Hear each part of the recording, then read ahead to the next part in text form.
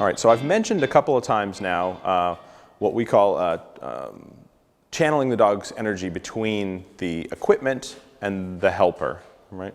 So in protection circles, people frequently, what I say, oversimplify describing what's going on with the dog's energy. So people will say prey and defense, and they basically lump all the chasing, movement, biting exercises into the prey category, and all the aggression type exercises or focus on the man type exercises into defense.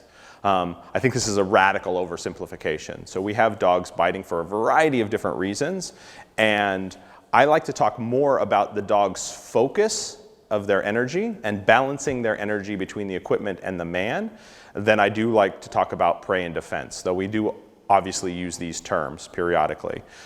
So one of the things that we're doing with our young puppies is balancing their energy, or their interest between the equipment and biting the equipment, holding the equipment, carrying the equipment, possessing the equipment, and focus on the helper and confronting, fighting with, engaging the helper.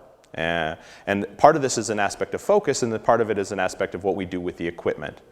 And so we want to keep this in balance. Partially we want to keep this in balance because with a young dog, if I'm not sure what discipline I'm doing going forward, some disciplines are served better by focusing the dog more or less on the equipment, depending on what I'm doing. And so as we go forward, I want to have the ability to focus the dog one way or the other more. So I would like to steer my dog more towards the equipment or more towards the helper, depending on the discipline I'm doing, or that given dog's temperament potentially. And so one of the ways that I can do that is by keeping all of that intact while my young dog is developing. Meaning I encourage them to chase the equipment, I encourage them to bite the equipment, I encourage them to hold and carry the equipment.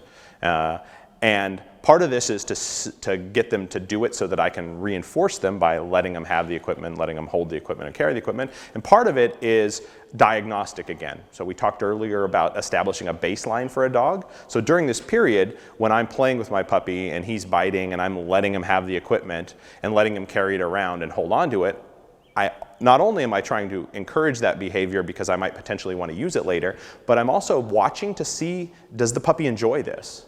Is this puppy driven by that aspect? Does it feel like a victory to this puppy to get to win the equipment and carry it around? Or does this puppy simply want to go back and fight with the helper again? And so that diagnosis helps me determine how I'm going to reinforce that given puppy.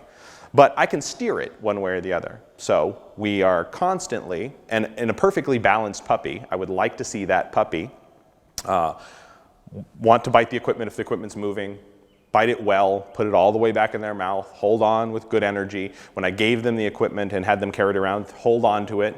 If the handler stopped and held the puppy still, the puppy would hold on to it as long as I was doing nothing. And then if I were to re-stimulate the puppy in any way, swing my stick, move, look at the puppy would want to spit that equipment out and come back and re-engage me. Now, of course, with a puppy, that's not aggression. That puppy is not looking at me defensively. That puppy's just figured out that I'm the source of the activity. And once this is dead, he wants to put his energy back where the activity is, which is me, right, as the helper, as the decoy.